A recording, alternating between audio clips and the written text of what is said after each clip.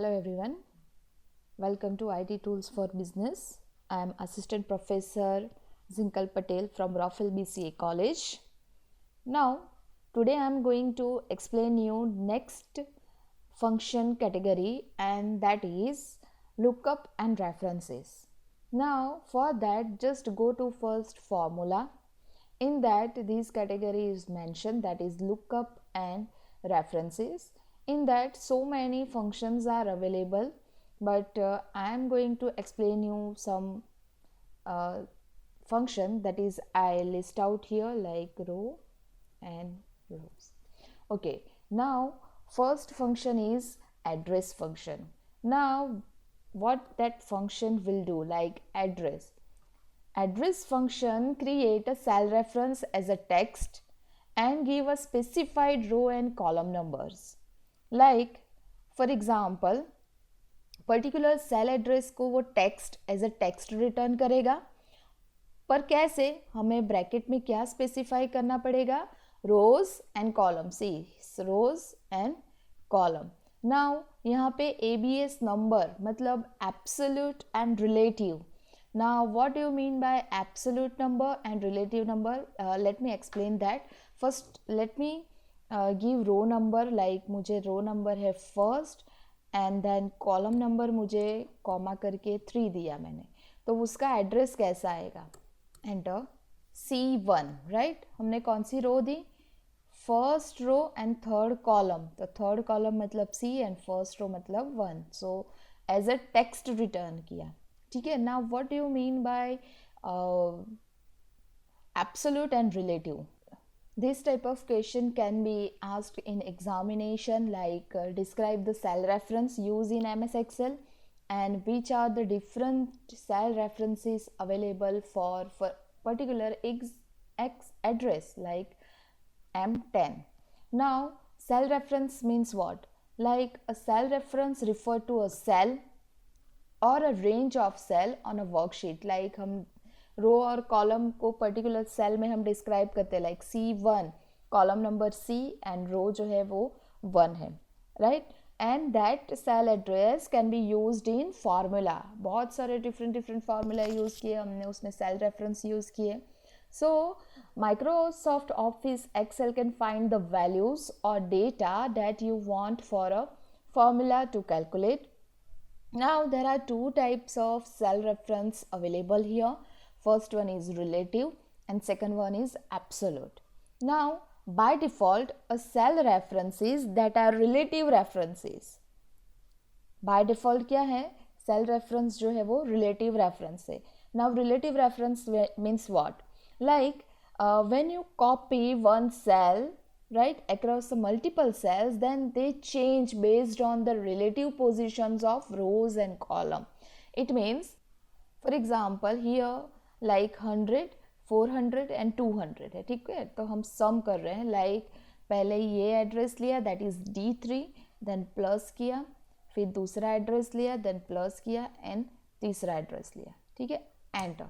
Now हमने यहाँ पे सम किया आया 700 and that is correct. But अगर वो सेल को हम कॉपी करते हैं 700 को बाय कंट्रोल C, एंड अगर हमने दूसरे सेल में पेस्ट किया दैट इज कंट्रोल V, तो आंसर 700 की जगह पे क्या पेस्ट हुआ, 900. कैसे हुआ, सी अगर मैं यहाँ पे क्लिक करूँ तो अब वैल्यू क्या है, D5, E5 एंड F5. जब हम 75 पर क्लिक करेंगे तो क्या वैल्यू आएगी, D3, E3 एंड F3. यहाँ पे देखो फॉर्मूला बार में. ठीक है. मतलब ये थर्ड रो की वैल्यू को ऐड कर रहा है वाइल यहाँ पे क्या हुआ, 5 रो की वैल्यू को ऐड कर रहा है. हमने तो चेंज नहीं किया, ऑटोमेटिकली जब हमने कॉपी पेस्ट किया रो चेंज हो गई. इट मीन्स उसको बोलते हैं रिलेटिव रेफरेंस. सी D5, E5, F5 relative reference है. जब हम पर्टिकुलर सेल को कॉपी करके कहीं और पे पेस्ट करते हैं तो उसके अकॉर्डिंगली जो भी हमने एड्रेस लिखा है फॉर्मूला या एडिशन मल्टीप्लिकेशन में, तो वो एड्रेस जो है वो रिलेटिवली चेंज्ड हो जाएगा, राइट. बट सेकंड वन, अगर वो एड्रेस हमें चेंज नहीं करना है तो उसको बोलते हैं हम उसको absolute reference. Like there may be times when you do not want a cell reference to change when you're copying or filling cell, right? Then we can use absolute reference. तो absolute बनाने के लिए हमें क्या करना पड़ेगा, particular address को, like जो भी रोज और कॉलम को अगर हमें एब्सोल्यूट रखना है उसके आगे हमें क्या लिखना पड़ेगा, डॉलर साइन, राइट?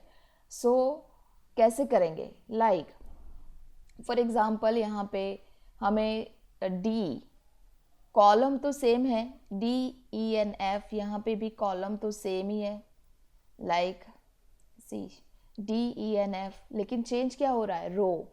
तो यहाँ पे अगर मैंने ऐसा डॉलर लिखा, ठीक है, उसको अब रिलेटिव की जगह पे एब्सोल्यूट बना दिया रो को, ठीक है। अब मैं यहाँ पे डिलीट कर देती हूँ। अब 900 की जगह पे क्या आता है, let me check, control C and control V, C 700 ही आया। वाई? क्योंकि रो चेंज नहीं हुई, ठीक है, रो एज इट इज़ रही।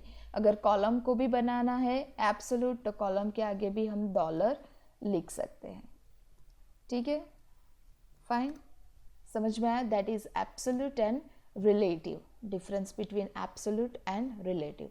नाउ यू अंडरस्टैंड, यहाँ पे एड्रेस में हमने 1 और 3 कॉलम दिए हैं, हमने एंटर किया, इट मीन दोनों जो आया वो एब्सोल्यूट आया क्योंकि आगे डॉलर साइन है, ठीक है। नाउ यहाँ पे एब्सोल्यूट नंबर देना है, फॉर एग्जांपल मैंने 1 दिया तो दोनों एब्सोल्यूट आएंगे। फॉर एग्जांपल मैंने एब्सोल्यूट नंबर में 2 दिया तो क्या होगा, सी रो जो है वो एब्सोल्यूट आई लेकिन कॉलम जो है वो रिलेटिव आई, ठीक है। फिर अगर हमने 3 नंबर दिया तो क्या होगा, कॉलम जो है वो एब्सोल्यूट आई एंड रो जो है वो रिलेटिव आई, ठीक है। और अगर हमने 4 नंबर दिया तो क्या होगा, दोनों रिलेटिव, ठीक है, C1 दोनों रिलेटिव। अब तो कोई बचा नहीं, अगर मैं 5 नंबर दूंगी तो वो एरर आएगी क्योंकि ऐसा कोई ऑप्शन एब्सोल्यूट नंबर है नहीं, ठीक है। Hope you understand this address function. Now second function is areas. Now what areas function return? So it return the number of area that you given in a reference, ठीक है। like area is a range of contiguous cell or single cell, like for example मैंने areas दिया, फिर इतना area मैंने select किया, ठीक है, तो हमने कितना एरिया सिलेक्ट किया, only 1, so it will return 1, it return total number of area, fine. Hope you understand this area function also. Then second one is choose. Now like you have to choose a value or action to perform from a list of value based on index number. Like explain कर रही हूँ मैं, choose अगर मैंने लिखा then index number, for example मैंने index number लिखा 1 और value select कर रही हूँ, like अभी मैंने लिया apple then comma, सभी वैल्यू मुझे कॉमा कॉमा करके देनी है, grapes, okay. Now index number हमने कौन सा दिया है 1, तो वो फर्स्ट नंबर पे कौन सी वैल्यू होगी वो डिस्प्ले करेगा, Apple.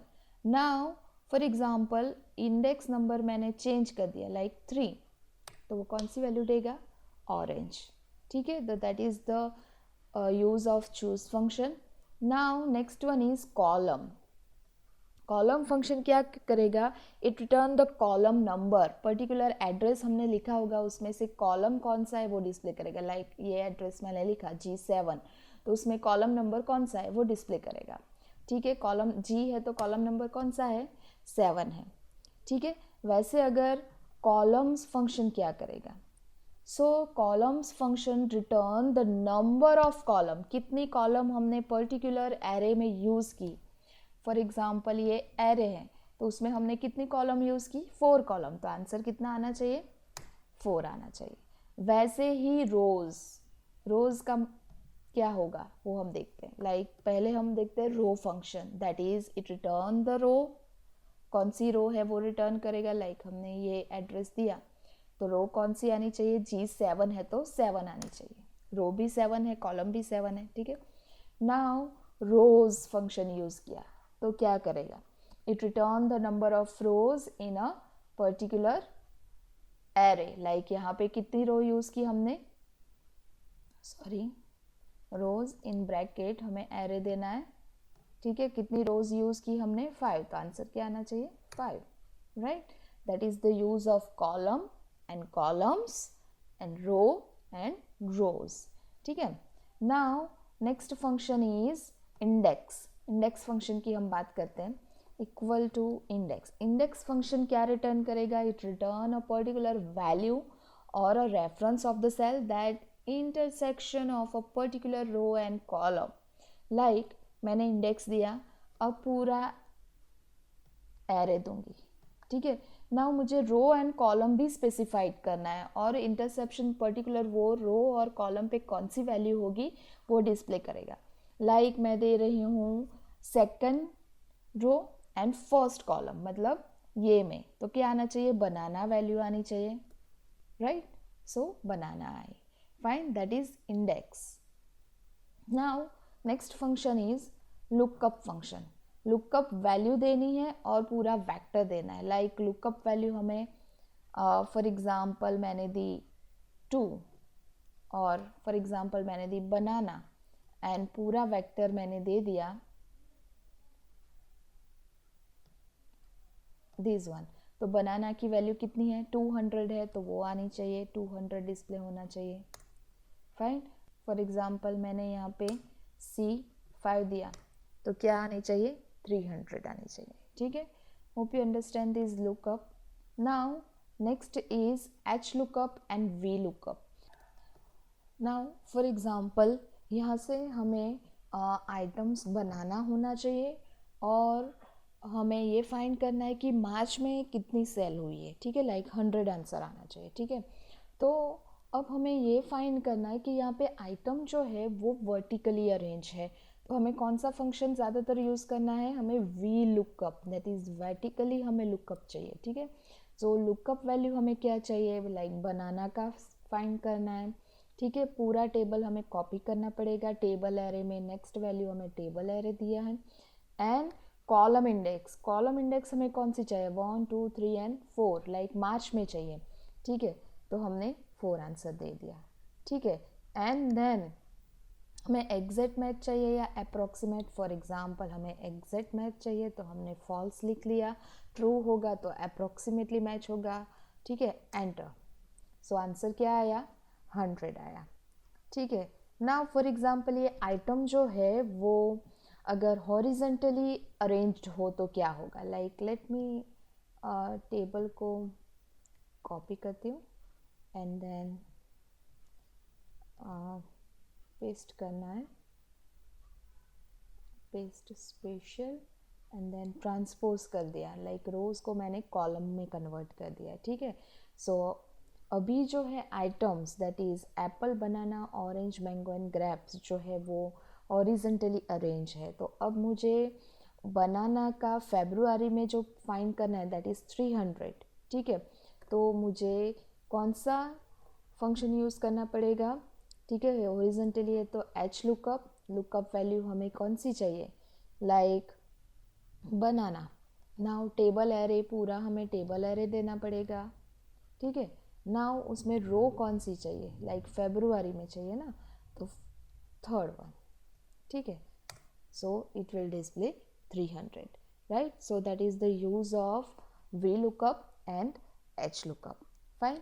Now next function category is total and सब टोटल को जो सिलेबस में मेंशन है. नाउ सब टोटल का यूज़ क्या है, फॉर एग्जांपल यहाँ पे कितना सेल्स हुआ है, ठीक है, वो हमें सम करना है. तो सम फंक्शन अगर मैं यूज़ करूँगी तो सम, फिर मुझे ये रेंज देनी है क्लोज, ठीक है. वैसे सेम यहाँ पे सम, ये range close, then this way also equal to sum, then this range addition, ठीक है. तो सबका एडिशन हो गया लाइक दिस. मैं इसको अभी हाईलाइट कर देती हूँ, फाइन. नाउ फॉर एग्जांपल यहाँ पे मैंने फिल्टर अप्लाई किया, ये टेबल पे फिल्टर अप्लाई किया, तो just click on that and filter, ठीक है। तो फ़िल्टर आ गया। अब अगर मैंने आइटम का फ़िल्टर किया, फॉर एग्ज़ाम्पल मुझे एप्पल नहीं चाहिए, ओके, ठीक है, तो यहाँ पे एप्पल की सेलिंग भी निकल गई, लेकिन टोटल जो है वो एज इट इज़ रहा, ठीक है। टोटल में कोई चेंज नहीं आया, अदरवाइज़ यहाँ पे टोटल में भी चेंज होना चाहिए, लाइक 3 5 6 7 8, ओनली 800 आना चाहिए, लेकिन 900 आ रहा है, तो वो गलती है, ठीक है। तो उसकी जगह पे अब मुझे क्या करना चाहिए, लाइक अभी मैं फ़िल्टर रिमूव कर देती हूँ, क्लियर। नाउ सब टोटल का यूज़ क्या है वो हम देखते हैं। इक्वल टू करके हमने फंक्शन लिखा सब टोटल। नाउ सब टोटल में फर्स्ट ऑफ ऑल हमें फंक्शन नंबर देना है। नाउ फंक्शन नंबर यहाँ पे फॉर एग्जांपल एवरेज काउंट में एक्स मीन है, तो हमें सिर्फ सम करना है, तो उसका फंक्शन नंबर कौन सा है, 9। Just double click on that, so यहाँ पे 9 फंक्शन नंबर आ गया, ठीक है। दैट इज़ सम करना है। देन रेफरेंस, यहाँ पे पूरा हमें ये रेफरेंस देना पड़ेगा जिसका हमें सम करना है, ठीक है। And close bracket, okay. Now 900 आया, ठीक है। नाउ हम इस पर फिल्टर अप्लाई करते हैं और आइटम में से हम एप्पल निकाल देते हैं, ठीक है। सी, यहाँ पे सम अप्लाई किया था तो 900 आया, लेकिन यहाँ पे सब टोटल अप्लाई किया है तो जितनी वैल्यू फिल्टर्ड है वही आई, ठीक है। सो 800 आई, that is the use of subtotal function, right. Hope you understand this. Now next one is macro. What is macro? For example मैंने यहाँ पे जो भी लिखा है, लेट मी डिलीट ऑल।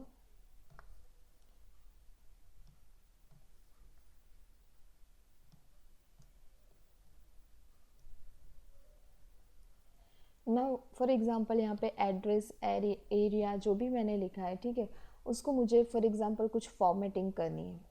तो फॉर्मेटिंग करने से पहले लाइक यहाँ पे मैंने ये जो लिखा है यहाँ पे ले लेती हूँ।